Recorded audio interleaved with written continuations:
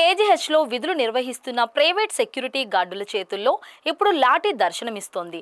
అంతేకాదు వారు ధరించే జాకెట్ కూడా ఇప్పుడు ఆకర్షణీయంగా మారింది. ఇదివరకు ఇక్కడ పనిచేసే సెక్యూరిటీ గార్డులంటే ఎవరూ కేర్ చేసేవారు కాదేమో, అందుకే లాఠీలు ఇచ్చారా అనుకునేవారు లేకపోలేదు.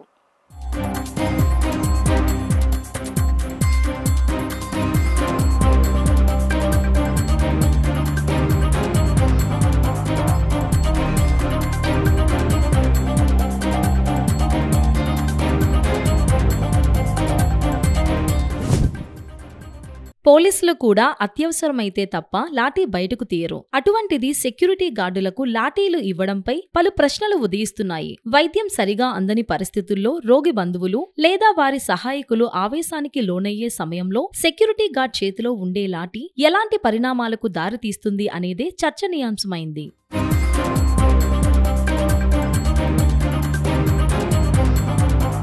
లాఠీ పట్టుకున్న ఓ సెక్యూరిటీ గార్డ్ ని వీబీసీ ఆన్ టీవీ పలకరించింది. లాఠీతో మీకుండే ప్రయోజనాలు ఏంటి అని ప్రశ్నిస్తే అతగాడు ఇచ్చే సమాధానం వినండి.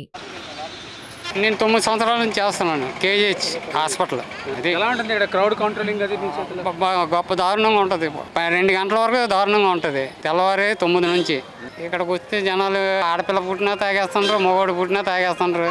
వాళ్ళ అల్లరి కాసుకోవడానికే ఈ డ్రెస్ అది ఇప్పుడు మాత్రం బాగుంది. సెక్యూరిటీ వాటి మీద కంట్రోల్ మీద బాగుంది. ప్రస్తుతానికి జనాలు నేను తిరుగుతున్నా చెప్పినా వింటున్నారు.